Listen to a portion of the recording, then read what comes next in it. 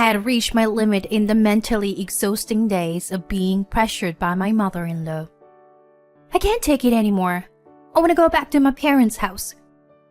When I said that, my husband approached me with a cold expression. Well then, let's get a divorce. There's no point in supporting someone like you. What on earth is he saying? After that, both my mother-in-law and husband fell into a complete breakdown. My name is Blair. I'm 35 years old and work in an advertising agency. I had been so focused on my work that I hadn't had any opportunities to meet someone. Blair, you're already 30. Have you thought about getting married? Yeah, but I'm not really interested in that kind of thing. At that time, my parents gently urged me to consider marriage. However, I purposely avoided having any interest in marriage back then. I lacked confidence in myself when it came to romance. In fact, I had become quite timid when it came to romance. I was afraid that even if I desperately tried to find a boyfriend, we would break up before reaching marriage. I didn't want to be filled with expectations and then be betrayed. Just the thought of it made my heart ache. I had been through a terrible breakup with a boyfriend in the past. I thought he cared for me, but it turned out he was cheating on me with multiple women. When I confronted him about why he would cheat, he made cruel remarks. If you eat French cuisine and high-end steaks every day, won't you get tired of it? Don't you ever feel like having something light and subtly flavored? Huh? What are you talking about? It's normal to occasionally want to have fun with other women. That's what I mean. He said that and mocked me. This incident became the catalyst for my fear of love, and I closed my heart off to men. I hadn't told my parents about this, but somehow they seemed to understand that I was afraid of romance. In reality, I wanted to have a proper relationship, get married, and make my parents happy. But I couldn't take that first step easily. Amidst all of this, one day, I had a fateful encounter. It happened at my workplace. We've secured a new deal this time. You be in charge of that company, Blair. Upon hearing that from my boss, I went to introduce myself to the new client. Nice to meet you. I'm Holland, in charge of N Company. Nice to meet you too. I'm Blair, from S Company. We exchanged business cards. And in that instant, I fell in love at first sight with the man who was my counterpart.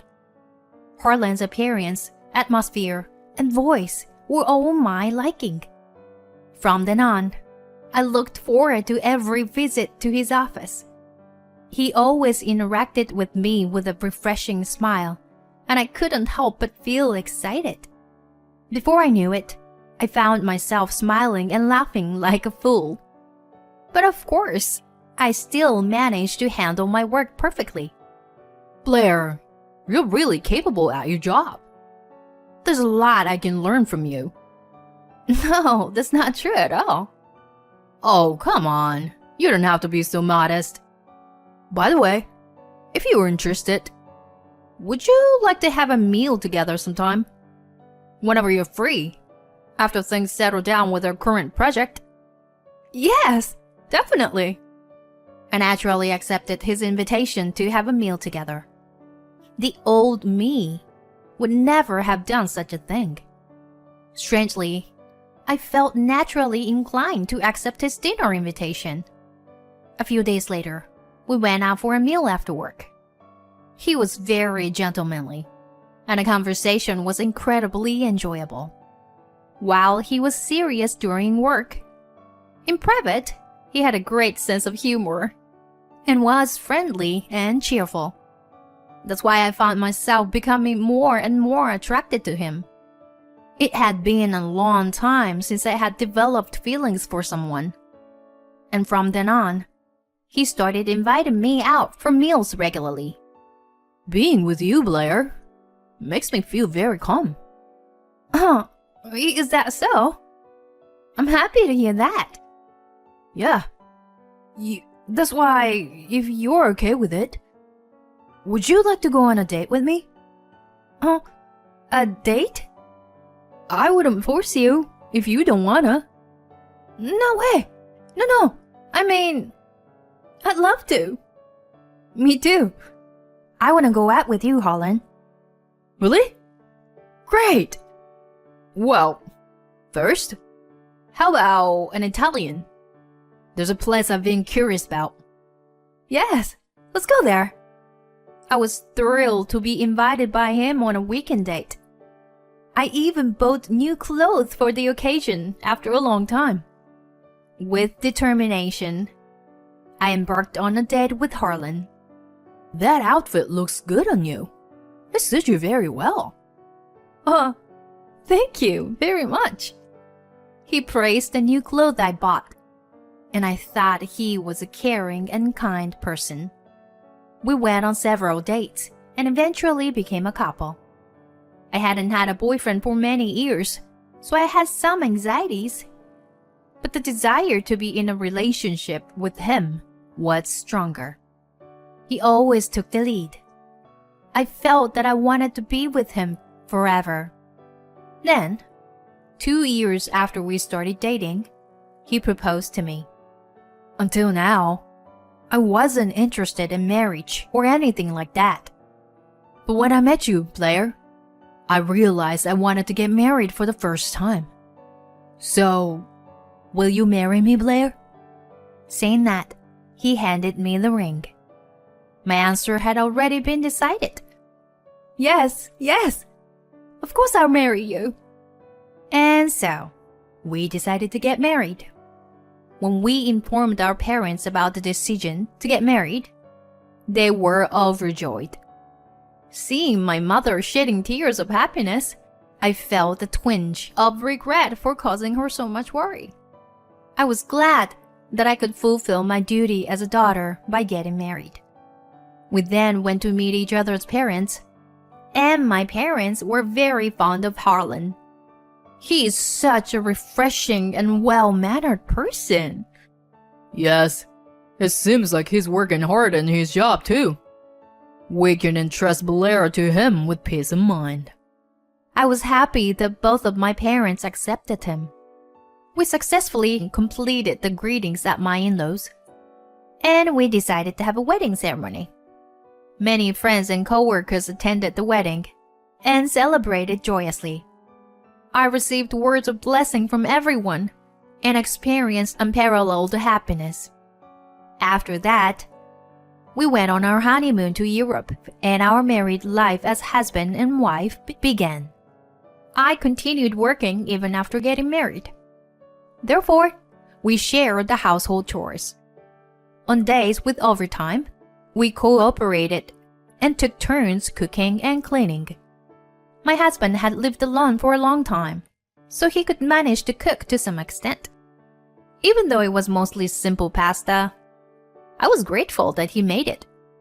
On our days off, since we both enjoyed visiting cafes, we would search for new cafes we hadn't been to and go together. We also went to the beach as part of a drive and had a great time together. Our newlywed life was very happy in that way. I, who was timid in love, never imagined I could have such a happy married life, so I was truly delighted. We will continue to create joyful memories together in the future. We want to have kids too. I was thinking like that. So I never dreamed that such hellish days would come after that. 3 years have passed since we started our happy married life together. We still had a great relationship and were happy. In the midst of that, one day, an unexpected event occurred. Huh? Dad collapsed? It was a sudden message from my mother-in-law. She said that my father-in-law suddenly collapsed at home and was taken to the hospital by an ambulance. We immediately headed to the hospital. The cause seemed to be a heart attack. He underwent emergency treatment, but my father-in-law passed away. Why did you leave me behind? My mother-in-law, seeing my father-in-law sleeping in the hospital room, broke down in tears. Both my husband and I were deeply saddened by his death. But my mother-in-law's despair was unbearable to witness. Even during the funeral, she was engulfed in sorrow. It seemed like my husband had some thoughts as he observed her state. After the funeral, my husband approached me and said something like this. Leaving Mom alone is a concern. I'm thinking of living together in my parents' house. Huh? Living together? Yeah. Seeing Mom's despair worries me. What do you think? Harlan, to be honest, I wasn't very enthusiastic about living together. I thought about whether it was the right thing to do for the sake of my husband. Okay, let's do it. Thank you, Blair. I'll contact Mom right away. My husband said that and called his mother, deciding to move to his parents' house. My mother-in-law, feeling lonely being alone, quickly accepted the idea of living together. And so, our cohabitation with my mother-in-law began. Even though we started living together, my mother-in-law still carried the heavy burden of grief from losing her husband, and she wasn't very energetic. So my husband and I shared the household chores as much as possible, trying to lessen her load. The house was bigger than our previous one, so it took a bit more time, but it wasn't a major issue. However, around 6 months, my mother-in-law's attitude started to change. Hey, Blair? Why are you letting Harlan do the household chores?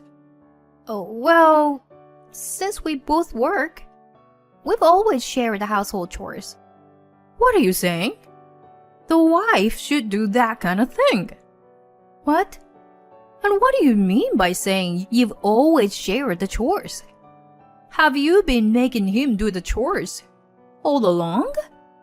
This is unacceptable. My mother-in-law started shouting like that. From now on, I absolutely won't let Harlan do the household chores. You will do everything. You got that? What?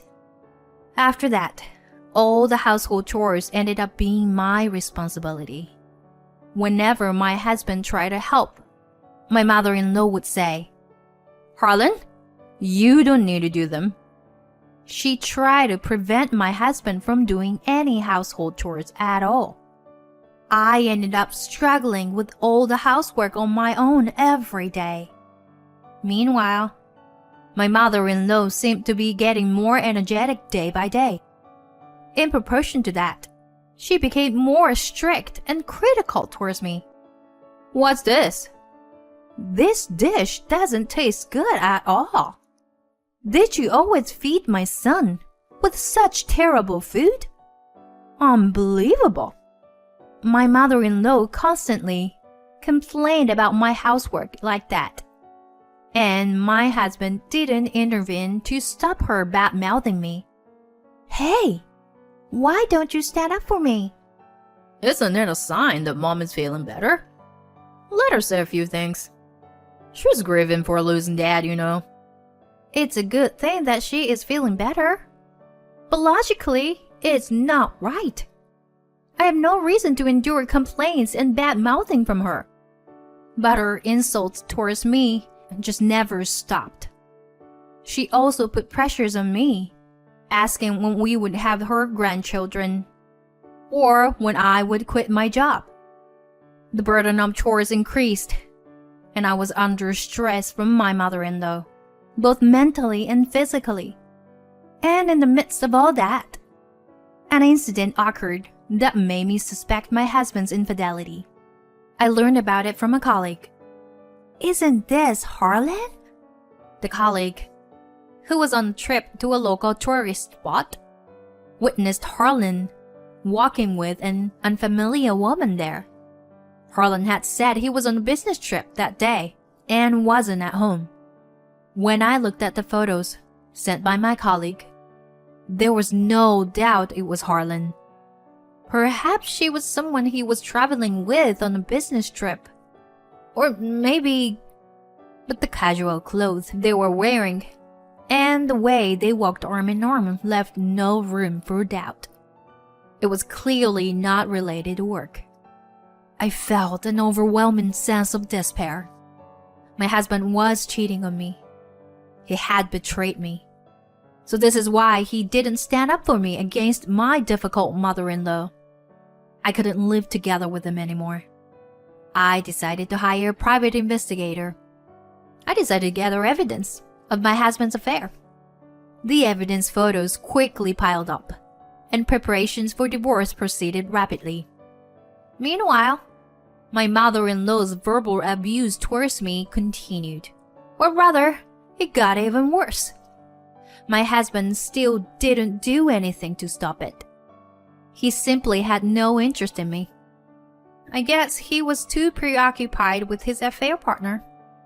Amidst busy work and household chores, I managed to find some time and finally completed the preparations for divorce with the help of a lawyer.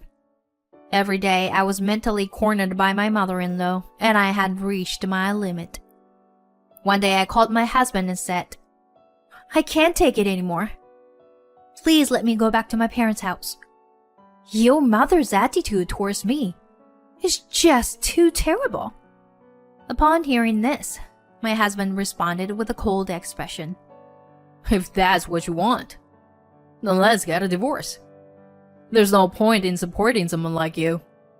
I've been frustrated, with the fact that I have very little money to use. I couldn't understand what he was saying. I earn my own money, just like him. My salary is not any less than his. Furthermore, I do all the household chores. In an instant, my remaining love for my husband vanished. Well, there was no other choice but to divorce, especially considering his affair. Fine, let's get a divorce. My husband was surprised by how readily I agreed to divorce. There was no reason to hesitate anymore. The following week, I immediately began the divorce proceedings. I started packing my belongings to return to my parents' house. That's when my mother-in-law said, Did you decide to get a divorce by any chance? I always thought that a woman like you wasn't a match for Harlan. She continued to belittle me, even now. And my husband joined in and laughing alone. Yeah, you're right, Mom. I'm glad that the divorce is happening. Ignoring the two of them as they laughed, I left my in-law's house. Afterward, both my mother-in-law and husband experienced a rapid downfall. I immediately sent proof of delivery to my husband's workplace through my lawyer. The contents, of course, included a demand for compensation for the affair. I also claimed compensation for the mental anguish caused by the constant harassment from my mother-in-law. As a result, everyone at my husband's workplace came to know about it. Career advancement is out of the question. My husband will likely be demoted or fired. As for the affair partner, she couldn't bear the cold stares from her surroundings and voluntarily resigned. And it seems that my ex-mother-in-law and ex-husband have the worst relationship imaginable. It's because of you, Mom, that I have to pay a large amount of compensation. What did you say? It's because you had an affair. It seems that my ex-husband blamed my ex-mother-in-law, and they cut ties with each other. Furthermore, my ex-mother-in-law's harassment of me became known among the neighbors, and she became isolated, spending her days in loneliness. On the other hand, I have been living with my parents and working hard on my job. In the summer, I decided to move out of my parents' house and purchase a new home. With a substantial amount of compensation and my diligent work, I recently received a promotion. I want to continue working hard and earning a living. I'm excited about the new house, and I'm thinking of finding new hobbies and enriching my life. From now on, I will live for myself and focus on my own happiness.